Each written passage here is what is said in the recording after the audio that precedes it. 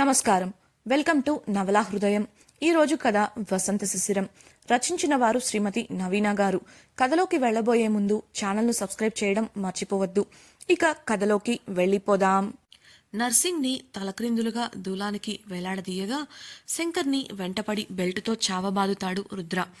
క్రింద పడిన శంకర్ అక్కడే ఉన్న నలుగురు వ్యక్తులను చూసి డేవిడ్కి నిజం తెలిసిపోయిందని, అందుకే ఇలా తనని చావబాదిస్తున్నాడని అర్థమై ప్రాణభయంతో అన్నా అని అరుచుకుంటూ గదిలోకి వెళ్ళి సోఫాలో కూర్చున్న డేవిడ్ కాళ్ళు పట్టుకున్నాడు.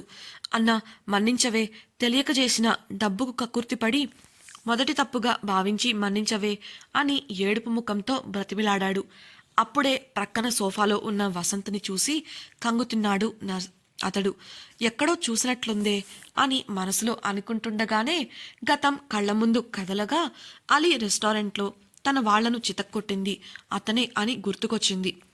అతడికి డేవిడ్కి మంచి దోస్తీ కూడా ఉందని గుర్తొచ్చి గుటకలు మృంగుతూ డేవిడ్ని వసంత్ని మార్చి మార్చి చూస్తున్నాడు. నిప్పులు కక్కుతున్న కళ్లతో ప్రళయరుద్రుడిలా నిలబడిన డేవిడ్ కోపంగా శంకర్ గొంతు పట్టుకుని నలిపేస్తూ, ఎంత ధైర్యం ఉంటే నాకు తెలియకుండా నా వెనుక నన్ను వాడుకొని ఇలాంటి పనులు చేస్తావు? నీలాంటి నమ్మక ద్రోహిని ప్రాణాలతో వదలకూడదు. అలా చేస్తే రేపు ఇంకొకడు నీలానే చేసి తప్పించుకోవాలని చూస్తాడు. అలా అని నిన్ను అంత సాధారణంగా చావనివ్వను. నువ్వు చేసిన పనికి పాపాల్ని అన్నింటినీ అనుభవించి చావాలి అంటూ ఊపిరాడక కళ్ళు తేలేస్తూ చూస్తున్న శంకర్ని ఒక్కసారిగా వెనక్కు విసిరేశాడు. ఊపిరి ఆడక కమిలిన మెడని పట్టుకొని బలవంతంగా శ్వాస తీసుకుంటూ దగ్గుతున్నాడు శంకర్. డేవిడ్ సంపత్ని పిలిచి వీడిని కూడా లాక్కెళ్ళి వేలాడది అని అంటుంటే సంపత్ శంకర్ని కూడా ఈడ్చుకెళ్ళి నర్సింగ్ పక్కనే దూలానికి తలక్రిందులుగా వేలాడదీసి ప్రతి 10 నిమిషాలకు ఒకసారి గాయాలపై కారం పూసే పనిని ఒక మనిషికి అప్పజెప్పి లోపలికి వెళ్ళాడు. సంపత్ రుద్ర నిలబడి ఉండగా దమ్ములాగుతూ సోఫాలో కూర్చున్నాడు డేవిడ్. కోపం తగ్గించుకోవడానికి దమ్ము కొడుతూ పొద్దున్నే విస్కీ తాగుతున్నాడు డేవిడ్. ఎంతకీ తాగడం ఆపకపోయేసరికి వసంత్ సోఫాలో నుంచి కదిలి అతడి చేతిలోని కప్ అందుకొని దాన్ని పరిశీలిస్తూ, జరిగిపోయిన దాన్ని గురించి ఆలోచిస్తున్నావు కాబట్టి కోపం వస్తుంది. దానిని మనం మార్చలేం. అది వదిలేసి జరగాల్సిన దాని గురించి చూడు. కోపం ఆలోచన చేయనివ్వదు అని చాలా శాంతంగా చెప్తుంటే అతన్ని విస్మయంగా చూశాడు డేవిడ్. కాసేపు అలాగే సూటిగా చూస్తూ ఉండిపోగా ఆ తర్వాత పెద్దగా నవ్వడం మొదలుపెట్టాడు. అందుకు రుద్ర సంపత్తులు అర్థం కాక ముఖముఖాలు చూసుకున్నారు. చొరవగా వసంత్ భుజం తడుతూ నవ్వుతూనే, అందుకే బ్రో నువ్వంటే నాకిష్టం. ఇలా ఆలోచిస్తావు కాబట్టే నువ్వు అలా షేర్లా ఉంటే నేనిలా ఉన్నాను. సరే, ఇప్పుడేం చేయాలో చెప్పు డేవిడ్ అంటుంటే వసంత్ సాధారణంగా మాట్లాడుతూ, ముందు వీళ్ల ట్రాప్లో ఇరుక్కుపోయిన అందర్నీ బయటకు తీసుకురండి. వాళ్ల కుటుంబాల వారిలో ఎవరైతే ఇందుకు పాల్పడ్డారో వాళ్లను వీళ్ల స్థానంలోకి పంపించండి. మిగతా వాళ్ల సంగతి నువ్వే చూసుకో అంటుంటే అతని ఆలోచన నచ్చి సంతోషంగా చిందులు వేశాడు డేవిడ్. ఏ రుద్ర, సంపత్, ఆ శంకర్ నర్సింగ్ల చెంచాలను పట్టుకొని వివరాలన్నీ రాబట్టండి. విన్నారుగా నా దోస్తు చెప్పింది, అలానే చేయండి. అడ్డొచ్చిన వాడిని పాతేయండి. వారమంటే వారం రోజుల్లో అంతా మారిపోవాలి అంటూ రుద్ర సంపత్లకు ఆజ్ఞ జారీ చేయడంతో ఆ పని చేయడం కోసం బయటకు వెళ్ళిపోయారు ఇద్దరు. వసంత్ సోఫాలోంచి లేచి బయటకు నడుస్తుంటే అతన్ని అనుసరించాడు డేవిడ్. వారు బయట అడుగుపెట్టడమే శంకర్ నర్సింగ్ల ఆర్తనాదాలు ఆ మిల్లులో ప్రతిధ్వనించాయి. వారు ఉన్న గదికి వెళ్ళగా నొప్పి మంటతో అరుస్తూ ఏడుస్తూ ఉన్నారు వారు. డేవిడ్తో పాటు స్టైల్గా జేబుల్లో చేతులు పెట్టుకొని నిలబడి ఉన్న వసంత్ని చూసి శంకర్, అన్నా, నువ్వైనా చెప్పరాదే, ఇంకెప్పుడు ఇలా చేయము. అసలు ఈ దందాలోనే ఉండము. ఈ ఊరు నుండి దూరంగా వెళ్ళిపోతామే అంటూ ప్రాధేయపడుతుంటే కోపంగా చూశాడు డేవిడ్. డేవిడ్ని బ్రతిమిలాడితే పనవ్వదని డేవిడ్కి ఫ్రెండ్ అయిన వసంత్ని బ్రతిమిలాడుతున్నాడు శంకర్. వసంత్ చెబితే డేవిడ్ వింటాడని అతడి ఆశ. శంకర్ మాటలకు వసంత్ డేవిడ్ వంక సూటిగా చూడగా అర్థమైన డేవిడ్ అక్కడి మనుషులందరినీ బయటకు పంపేశాడు. జరగబోయే దాన్ని ఊహించి తలుపు వేసేసి వెళ్ళి తీరికగా ఒక డ్రమ్పై కూర్చొని వేడుక చూడసాగాడు. బయటకు వెళ్లిన మనుషులు ఒకరి ముఖాలు ఒకరు చూసుకుంటూ ఉంటే ఒక్కసారిగా శంకర్ అరుపులు వినిపించాయి. ఆ తర్వాత అర్ధగంట వరకు ముందు శంకర్, ఆ తర్వాత నర్సింగ్ల అరుపులు ఆ స్థావరంలో వినిపిస్తూనే ఉన్నాయి. బయట ఉన్న మనుషులకు చెమటలు పట్టాయి. చివరిగా శంకర్ గడ్డం పట్టుకొని తన వైపు తిప్పుకుంటూ, నీకు ఆ రోజే హెచ్చరించాను, ఇలాంటి పనులు చేయొద్దని. నువ్వు అది పట్టించుకోకుండా నీ హద్దులు దాటి చెయ్యకూడని పనులన్నీ చేశావు. నేనెవరికైనా ఒక అవకాశం మాత్రమే ఇస్తాను. దాన్ని ఎప్పుడో వాడేసుకున్నారు. ఇక అనుభవించండి అంటూ చేతులకు అంటుకున్న రక్తం తుడుచుకుంటూ చాలా సాధారణంగా చెప్పేశాడు వసంత్. డేవిడ్ దగ్గరకు రాగా, వీళ్ళని హాస్పిటల్కి పంపించి గాయాలకు కట్లు కట్టించు. ఆ తర్వాత ఎక్కడ వదిలేయాలి, ఏం చేయాలో నీకు బాగా తెలుసు కదా అనడంతో తెలుసు అన్నట్లు చేత్తో థమ్సప్ సింబల్ చూపిస్తూ చెప్పాడు డేవిడ్. వసంత్ చూడటానికి చాక్లెట్ బాయ్లా సున్నితంగా కనిపించేసరికి అతడి దగ్గర తమ పప్పులు ఉడుకుతాయి అనుకున్నారు శంకర్, నర్సింగ్లు. కానీ వాళ్ళు వదిలిన బుల్లెట్ తిరిగి వాళ్లకే తగిలినట్లు వసంత్ చేతిలో చావు దెబ్బలు తిన్నారు. సున్నితంగా కనిపిస్తున్న వసంత్ అంతే సున్నితంగా వాళ్ల కీళ్లు, కాళ్ళు విరిచేసి మృదువుగా చివరి హెచ్చరిక చేశాడు. ఇదంతా చూసిన డేవిడ్కి ఆశ్చర్యం కలగకపోగా ఎనలేని సంతోషంతో, ఎన్నాళ్లకు మళ్ళీ ఇలా చూశాను బ్రో, నీ స్టైలే వేరే లెవెల్ అంటూ ప్రక్కన నుండి హత్తుకున్నాడు. వారిద్దరూ బయటకు రాగా డేవిడ్ ఆర్డర్తో హాస్పిటల్కి తీసుకెళ్లడానికి గదిలోకి వెళ్లిన మనుషులు అక్కడి దృశ్యం చూసి వణికిపోయారు. శంకర్, నర్సింగ్లను ఏ కీలుకు ఆ కీలు విరిచేసి అస్సలు కదలడానికి లేకుండా చేసి పడేశారు.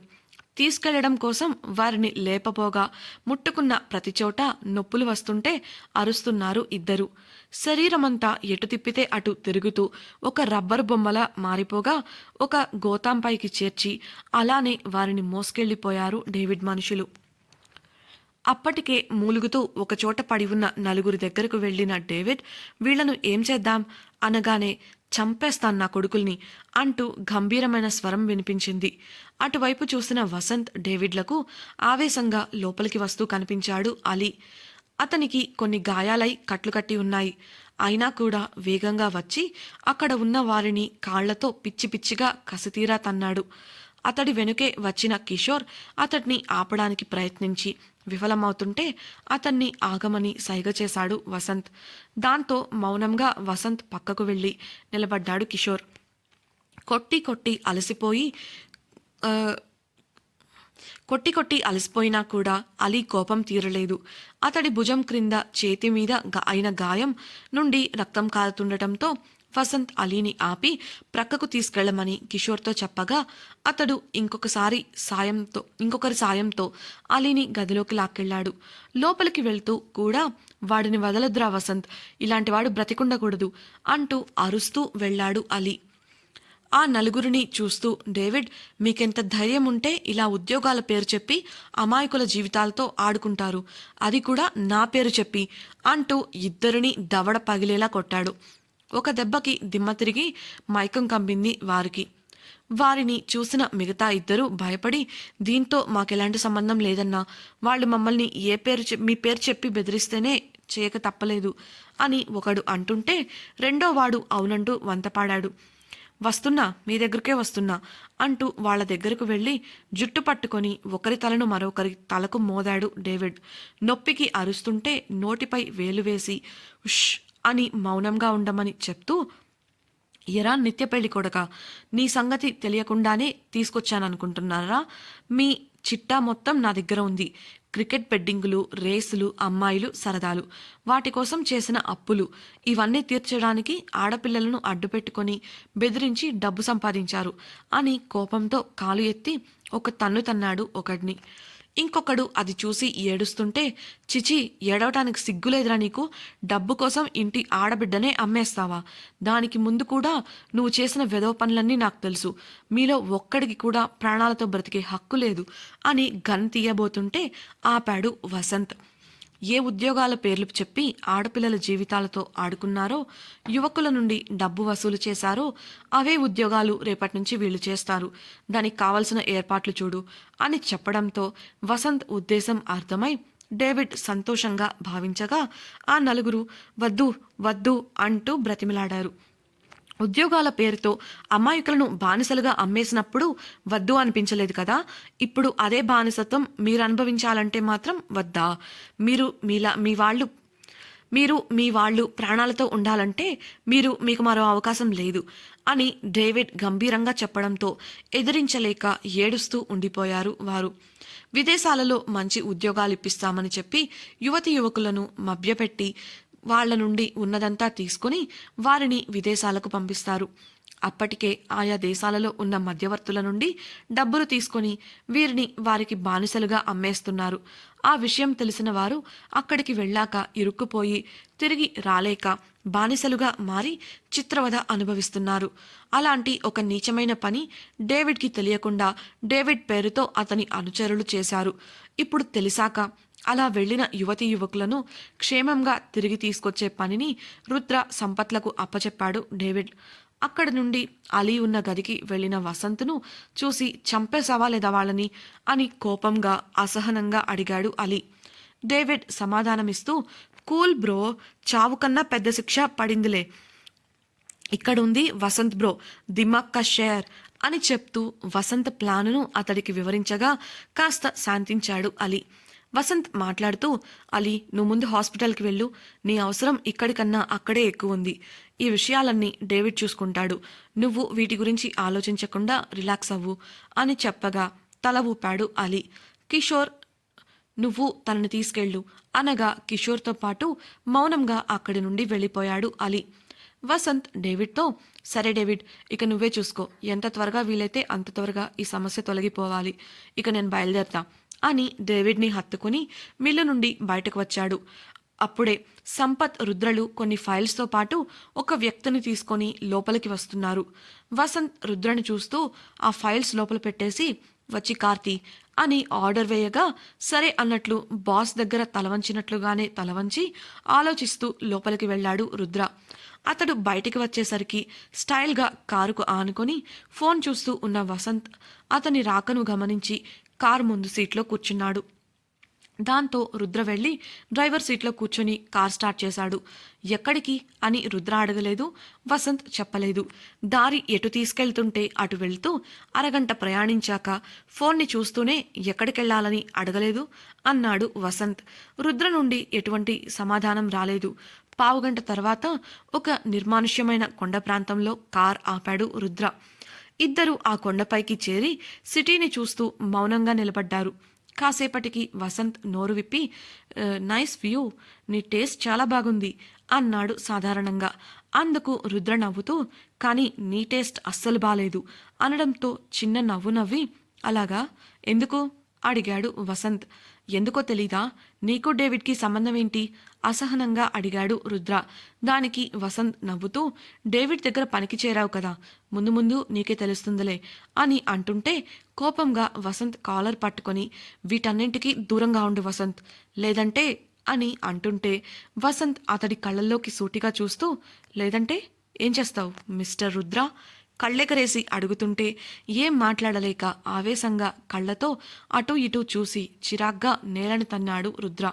వసంత్ ముఖంలో నవ్వు మారనేలేదు. అలాగే వెళ్ళి కారులో కూర్చోగా కాసేపటికి రుద్ర వచ్చి కార్ స్టార్ట్ చేశాడు. రుద్రని చూస్తూ, నేను నీ గురించి చెప్తానన్న భయం లేదా అని వసంత్ అడిగితే, ఆ మాత్రం నమ్మకం ఉందిలే నాకు, అయినా చెప్పేవాడివి అయితే ఉదయమే చెప్పేవాడివి అని కోపంగా అంటుంటే, ఆ నమ్మకం ఉంచు చాలు చెప్పాడు వసంత్. ఒక్కసారి అతని వంక చూసి డ్రైవింగ్పై దృష్టి సారిస్తూ, ఎక్కడికెళ్ళాలి అని అడిగాడు రుద్ర. వసంత్ అడ్రస్ చెప్పగా అతడిని ఆ ప్లేస్లో డ్రాప్ చేసి కీస్ అతడికి అందించి, బాయ్, టేక్ కేర్ అని చెప్పి వెనుతిరిగిన రుద్రకి, యూటూ, ఆవేశంతో కాకుండా ఆలోచనతో పనిచేయి అంటూ వసంత్ అడ్వైస్ ఇవ్వగా, థ్యాంక్స్ ఫర్ యువర్ అడ్వైస్, కేర్లెస్గా అని వెళ్ళిపోయాడు రుద్ర. Farm house. ఎప్పుడు ఉదయాన్నే నిద్రలేచే ఉమ రాత్రి శిశిర రాకతో నిద్ర చాలక ఇంకా నిద్రపోతూనే ఉంది. మధ్యలో అలారం రోగడంతో దాన్ని ఆపి ఇంకోవైపు తిరిగి పడుకుంది. కాసేపటికి కెవ్వుమంటూ పెద్ద కేక వినిపించేసరికి ఉలిక్కిపడి నిద్రలేచింది.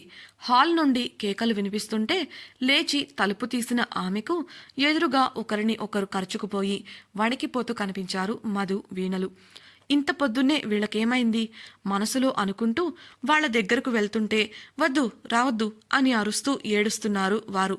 ఏం జరుగుతుందో అర్థం కాక మీకేమైనా పిచ్చి పట్టిందా అని ఉమ అడిగితే మాకు కాదు నీకే పట్టింది దెయ్యం, అందుకే ఇలా చేస్తున్నావు అని సమాధానం ఇచ్చింది మధు. ఆమె మాటలకు కోపం వచ్చి దెయ్యం గియ్యం అన్నావంటే చీపురు కట్ట విరుగుద్ది, జాగ్రత్త, ఎలా కనబడుతున్నానే నీకు అంది ఉమ. నేనేం అబద్ధం చెప్పడం లేదు, నిన్ను చూసాం కాబట్టి చెప్తున్నాం, నువ్వులా లేవు అని దగ్గరకు వస్తున్న ఉమకు దూరంగా జరిగారు వారు.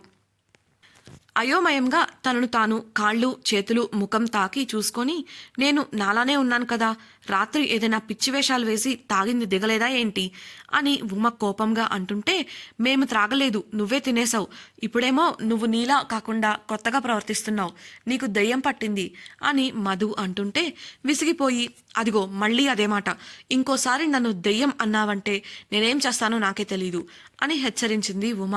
వీణ వివరిస్తూ లేదు ఉమా, ఇది నువ్వు కాదు, నువ్వు వేరు, ఇవాళ నువ్వు చాలా కొత్తగా చేస్తున్నావు తెలుసా, దెయ్యం పట్టిన వారు మాత్రమే ఇలా ఎప్పుడూ ఉండేలా కాకుండా వేరే వారిలా చేస్తుంటారు. ఈ విషయం మా బామ్మ చెప్పింది, రాత్రి మేము చూసిన కొరియన్ డ్రామాలో కూడా హీరోయిన్కి దెయ్యం పడితే తను ఇలానే చేసింది తెలుసా అని చెప్తుంటే ఆమెకు మద్దతుగా అవును, నువ్వు రోజు ఉదయాన్నే లేచి అన్ని పనులు చేసేదానివి, ఇవాళ ఇంకా నిద్రపోతూనే ఉన్నావు, ఇలా చూడు ఆ టేబుల్ మీద ఇన్ని ఎవరైనా ఒక్కరే తినగలరా, కానీ నువ్వు తినేశావు, అదే రాత్రి నిన్ను పట్టిన దెయ్యం తినేసింది, అంతేకాకుండా ఇవి ఇంట్లో ఉండాల్సిన స్నాక్స్ కూడా కాదు, ఇంట్లో ఉండాల్సినవి ఇంట్లోనే ఉన్నాయి, ఇవి ఎక్కడి నుంచి వచ్చాయో నువ్వే ఓసారి ఆలోచించు అంటూ మధు అంది. వారి మాటలకు చిర్రెత్తుకొచ్చిన ఉమ వారిని కోపంగా చూస్తూ నుంచొని ఆమెకు ఏదో ఆలోచన వచ్చింది. ఉమకు వచ్చిన ఆలోచన ఏంటి? మధు వీణ ఉమకు దెయ్యం పట్టలేదని ఎలా తెలుసుకుంటారు? రుద్ర ఎవరు? అతడికి వసంత్కి సంబంధమేంటి? డేవిడ్ వసంత్ చెప్పిన పనిని పూర్తి చేయగలడా? డేవిడ్కు తెలియకుండా శంకర్ నర్సింగ్ చేసిన పనులేంటి? తెలుసుకోవాలనుందా? అయితే ఛానల్ సబ్స్క్రైబ్ చేసి ఖచ్చితంగా రాబోయే ఎపిసోడ్స్ వినేయండి. అలాగే మీకు ఈ వీడియో కానీ నావెల్ కానీ నచ్చినట్లయితే ఈ వీడియోను లైక్ చేసి మీ సన్నిహితులతో షేర్ చేయండి. మీ అభిప్రాయాలను సూచనలను మాతో పంచుకోవడం కోసం తప్పకుండా కమెంట్ సెక్షన్లో తెలియజేయగలరు. ఇట్లు మీ నవలా హృదయం team. Thank you for listening.